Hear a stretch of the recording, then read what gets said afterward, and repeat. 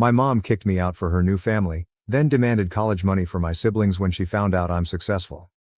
To put things in perspective, my mother gave birth to me at the age of 20, and my biological father was never involved. He never wanted children, she told me, and because they had only been dating for a few months when she became pregnant, she offered him the option to leave, which he did. She stated that because of the bitterness of their breakup, she had chosen not to demand child support from him and he had also refused to pay. Never talking again was convenient for both of them. She was fortunate to have my grandparents' unwavering support and encouragement, which enabled her to finish her schooling and secure employment.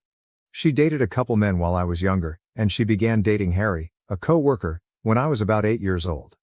Before getting married, they dated for over 3 years. Although we weren't very close, Harry and I got along well enough to put up with each other being in the house. When my mom became pregnant 4 years after they were married, everyone was overjoyed, including me. In retrospect, I probably should have known what was going to happen, but I was too preoccupied with the idea that my mother would always support me. I hoped mom wouldn't leave me now because she had endured a lot of challenges raising me by herself. She obviously distanced herself from me after she married Harry, and we began to drift apart, but I thought it was only a phase and that things would improve. During her pregnancy, I did my best to be encouraging, but she appeared to get angrier every time I was there. To avoid disturbing her, I made the decision to become scarce, but it seems that I wasn't inconspicuous enough. She and Harry sat me down for a serious conversation 6 months after she gave birth to twins. They informed me that they couldn't keep me in the house since they had 2 children to look after. They couldn't legally throw me out without getting in trouble because I was still a juvenile, having just turned 16. By highlighting the financial burden of providing for a big family, on their meager income, they attempted to persuade me otherwise. Since we had been living comfortably up until that point, I honestly didn't think it was hard to maintain 2 adults, 1 teenager and 2 kids on the salary of 2 web engineers. They clearly only wanted me gone. I genuinely didn't want to leave, so even at that point I attempted to offer ways to stop it. If money was a problem, I offered to acquire a job, but my mother said she wanted to save money and resources for the children who deserved it more. She stated that they deserved to stay with them more than I did, not that they needed this more. That was all it took for me to decide that I had to leave because it was obvious that no one wanted me. They knew I had enough dignity to know I was unwanted, so they had only nudged me in the right way after I left, without even telling me where I should go. Their strategy was successful. Since they hadn't really evicted me, it wasn't technically an eviction, but I would still consider it to be the same. I felt like I had no other choice after they had forced me into a difficult situation. I went straight to my grandparents' house when I left that day. They wanted to be there for the twins, so even though they were upset about what my mother had done, they didn't cut her off. At 16, I obtained part-time work because I could no longer financially rely on my grandparents due to their advanced age. When my mom and Harry went to visit my grandparents with the kids, I would see them every now and then, but they seldom ever inquired about me. They tended to be very formal, as if they didn't miss me at all, even when they did see me. They actually appeared to be happy without my presence. I was saddened by my mother's apparent decrease in irritability, but I knew there was nothing I could do about it. Until it was time to go to college, I lived with my grandparents. My mom wasn't involved with me even then, so I had to rely on friends to assist me get settled in my dorm because my grandparents weren't old enough or healthy enough. My mom and Harry declined, preferring to preserve money for the twins' future, so I had to take out a student loan, and one of my relatives co-signed for it. Fortunately, one of my uncles agreed to assist if I assured him that he would never be responsible for any of the costs. I worked while I was in college to make sure I wouldn't fall behind on my payments and to give myself a financial advantage. My mother and I hardly spoke once I started college, and only my grandparents were present when I graduated. Not even my mother bothered to congratulate me. In order to avoid being a burden to my elderly grandparents, I began working and lived independently after college. Although I didn't make much money during the first few years, I was still able to pay for groceries, utilities, rent, and even started to pay off my debt while setting money up for the future. In fact, I would describe that as living on a limited income. Fortunately, things finally got better. It took a while, but I eventually rose through the ranks of my organization. Considering that I received very little assistance, I'm proud of how far I've gone and am now in a rather comfortable posture. Unexpectedly, my mother discovered that I earn a good living, even though we haven't spoken for many years. At nearly 33, I currently hold a senior management role at the same organization where I began my career. About 4 months ago, I got a big promotion, but I wanted to keep it a secret, so only a select few individuals knew about it. To thank my uncle for co-signing my loan back when I was having trouble paying for college, I did inform him. According to what I understand, he just met my mom and Harry at a family get-together and urged her to get in touch with me to congratulate me on my success. Even though I'm sure he meant well, it didn't work out because she didn't even get in touch with me to offer me congratulations. In the end, my mother learned about it and recently visited my home with Harry, insisting on talking to me. I should note that I haven't spoken to her since I started college. I blocked her everywhere and left her out of my life after graduating since I didn't think there was any use in hoping she would change her mind. She didn't appear to be negatively impacted, and to be honest, I doubt she even noticed. Only my grandparents, who were aware that I disliked discussing my mother, were in contact with me and they steered clear of the subject. I didn't really stay in touch with my uncle either, so I was unaware that my mom and Harry had been having financial difficulties for a few years. Only when they arrived at my door and told me how bad things had gotten did I find out. It was wishful thinking, but the only reason I even allowed them inside was because I hoped they would be coming to make amends. They began by stating that they had heard from my uncle about my promotion and how I was one of the youngest individuals in such a prominent position in my firm, rather than congratulating me on my accomplishment. It seems that they were surprised that I had kept it from them. Ironically, I was taken aback that they expected me to communicate with them at all, much less deliver any positive news. Additionally, they were disappointed that I had shut them out of my life, claiming that it was only because they had prioritized their children above me. They maintained that I should have been old enough to comprehend their rearranged priorities and not harbor resentment as a teenager. They said that I should have supported their decisions rather than going in with my grandparents. I'm not even sure why they thought I would agree with their choice to expel me from the house. They tried to gaslight me into thinking that I was the bad guy for being angry that they had ejected me so they could spend time with their children alone, but that's how they began our reunion after all these years. They talked about how tough the past several years had been for them without even giving me a chance to explain my side of the story. They described how they had launched their own company but, regrettably, it did not succeed, resulting in losses. They were now attempting to make up for previous losses, and they desperately needed money as the twins were getting close to college age. I saw then why they had come. They needed financial assistance. They didn't waste any time going right to the point, even trying to soften it by claiming that I could make it up to them by paying for my siblings' schooling, but that at first they were upset that I hadn't contacted them despite performing well. Their attempt to make it seem as though they were doing me a favor by allowing me to pay for the college education of 2 children I no longer knew astounded me. I told them right away that I wouldn't be doing that and that it was disrespectful of them to believe they could coerce me into doing so.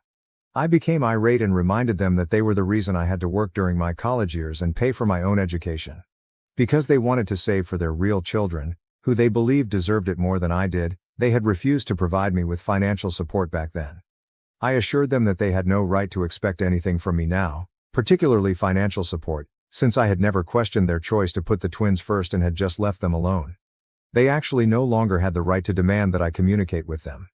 Instead of attempting to emotionally control me, I pointed out that they could now use the same money to pay for the twins' college bills because they had wished to conserve money and resources for the children who deserved it. I had nothing else to say, so I asked them to go. I was stupid to invite them inside my house in the first place, assuming they might have come to express regret for their treatment of me. They became irritated and attempted to place the blame elsewhere when I began to insist that they leave. They informed me that I wasn't innocent in this case. Their protection. They said I was over-enthusiastic, over-involved, and frequently irritable while we all lived together. I was only a teenager, trying to keep in touch with my family as they drifted away from me, so I couldn't believe that was a true issue they had with me. They then had the audacity to claim that I was no better than them since I had denied their request. They said I was forgetting all the years my mother had taken care of me and brought me up alone. They said that this was my opportunity to make it up to her, and assist her, but I was being rude and unappreciative instead. Since I was a child at the time, I thought it was absurd that they would bring that up. Even if I had wanted to, I couldn't have decided not to rely on them. Furthermore, it wasn't like they were helping me. They pushed me out of the house and effectively forced me out as soon as they believed I was mature enough to manage things on my own. For the following 18 years, they refused to acknowledge my existence. I was still shocked that they had the gall to expect me to aid them now, as if I owed them something, even after everything that had happened. During the dispute, things became quite personal and ugly, and I finally threatened to call the police if they didn't leave my property. My mother reminded me of all the sacrifices she had made when I was younger, ostensibly because she wanted to be a good mother, before they finally departed after more arguments.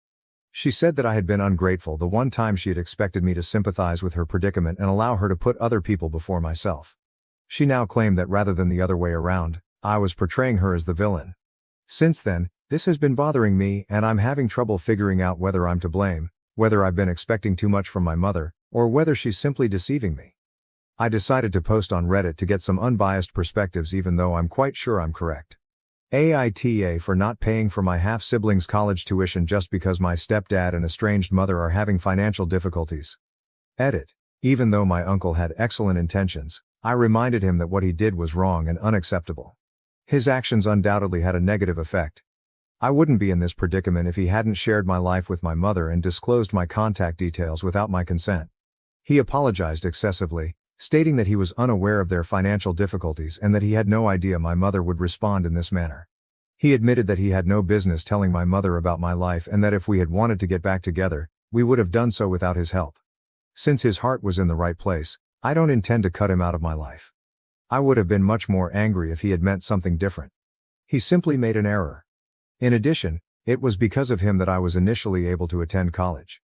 He was the only person who was prepared to assume the responsibility of co-signing my loan application. If you consider it, I might not be in this situation at all if it weren't for him. I made sure to let him know that what he did wasn't appropriate since I don't want to come across as unappreciative, but I'm also not a doormat. Whatever I did was fair enough, and I believe I found the ideal balance. We're doing great together. And I won't hold anything against him because I needed this resolution somehow. I also discussed my mom's recent struggles with my grandparents. They believe I'm correct and have promised to make an effort to persuade her to change her mind. I realized that they didn't want to lose touch with their other grandchildren, which is why they have remained in touch with my mom. They understand the struggles my mom's family is going through, but they don't think it's right or fair to put me through this. That's their position on the issue and I believe it's reasonable enough. Asterisk. First update. My mother has taken it upon herself to remind me of all she did for me growing up ever since we last spoke, which was nearly 9 days ago. She probably sends me an email every other day to make me feel like I owe her something. It's not like she gave me a favor by raising me alone, and she was legally required to take care of me, so I don't really understand the point. She only reared me when it was convenient for her. She and her spouse decided to expel me as soon as I started to cause them trouble, citing the need to save money for the twins and their future. Now that we're in the future and the twins are adults, I believe they should rely on themselves rather than wasting time trying to manipulate and guilt-trip me. Although I had been ignoring her emails, I made the decision to reply a few days ago. I explained to her all I had written in my essay. She didn't take it well, as expected, and labeled me ungrateful once more. I just informed her that calling me names would not alter the truth and that I no longer wanted to have any contact with her because she had been a bad mother. I blocked her email account after that, but she made a new one to continue to annoy me. Since she never done the same for me, I blocked that one as well, and I'll keep doing so until she understands that I'm not here to mope about her. To be honest, I'm glad we're finally having this discussion because I think it will end quickly and I'll have the necessary closure. Only because I was still clinging to the hope that perhaps they had changed, that perhaps they were here to congratulate me and make amends, did I welcome them into my house and talk to them that day. However, speaking with them made me realize that they are just not the type of individuals who are able to experience regret, guilt or shame. I've fully given up on ever making amends with them after it once again made me realize how self-centered and cunning they are. Second update. I believe that my mother's appearance at my place of employment earlier today was the most bizarre thing she has ever done. Fortunately, I wasn't working today, so she departed really fast and didn't succeed in her endeavor. I was feeling a little under the weather, so I decided to take the day off, and I'm so happy I did. She would have definitely thrown a fit or done anything to make me look foolish if I'd been present. When the receptionist called to inform me that my mom had arrived, wanting to see me and refusing to go despite being informed that I wasn't there, I learned the truth. When they put her on the phone with me, I firmly told her that I was at home, even though I was already rather anxious about what she might do. She was informed that if she attempted anything at my place of employment, I would sue her until she would be too ashamed to send her children to college. I did my best to sound threatening, so I believe it truly frightened her. She agreed to depart right away, provided I met her in person, so it must have worked. I reminded her that she couldn't afford a lawsuit at the moment and informed her that she wasn't in a position to be making demands. I also mentioned that my employer would not think twice about suing her if the situation worsened, which would be a very different scenario because they wouldn't be as forgiving as I had been. She'd be better off just going out in silence. I didn't get any more calls or notifications regarding the event, so I guess she left after giving the phone back to the receptionist. I can't afford for this to happen again because that was undoubtedly a near call. I've made the decision to speak with a lawyer to find out what precautions I may take. She hasn't threatened me directly, so I'm not sure if this is enough to get a restraining order, but I still want to speak with the attorney to discuss my alternatives. I just have to hope that this experience was unpleasant enough for her to think about leaving me alone till then. Update 3. Since I'm very certain we now have grounds for a restraining order, I suppose I don't need to consider filing one. When my mother arrived at my place of employment last week, I was able to persuade her to leave. However, in light of this week's events, I believe that a restraining order against her needs to be issued for everyone. She was waiting outside my door when I got home from work a few days ago. I informed her right away that I didn't want to argue and that I would call the police if she didn't leave. She practically raced at me and threw me to the ground, sending my phone flying out of my hands as I was ready to dial. She cursed at me and blamed me for everything that had gone wrong in her life, while she attempted to beat me up. It took me a while to react since I was so taken aback by her insane conduct. However, because I consistently work out and am much younger than her, it was simple for me to overwhelm her when I did. Fortunately, all the shouting had alerted my neighbors to the problem and caused them to call the police. They even came to my aid and restrained my mother as we awaited the arrival of the cops. I made the decision to file charges when the police eventually arrived. She is currently in a lot of trouble. In addition, I've discussed this with my attorney and requested a restraining order against her. I've been informed that Harry has taken the children and moved in with his parents. I'm not sure if he intends to come back anytime soon. He apparently challenged her about her behavior after saving her and informed her that she couldn't continue acting in this manner. She also got into a fight with him, which seems to mean she's really lost it. I believe she finds it difficult to believe that I'm doing well in life, but in all honesty, she is to blame for her own issues.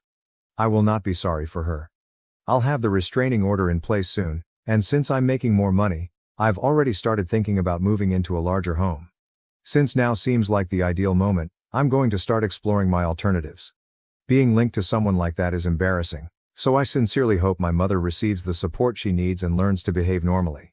She has also been nasty to my grandparents, who have told me they no longer want to be around her. The only person she can blame for everyone avoiding her is herself. Anyway, I'm not worried about it anymore. Thank you for watching. If you haven't subscribed yet, please do so and hit the notification bell to stay updated with more shocking real-life stories happening around you.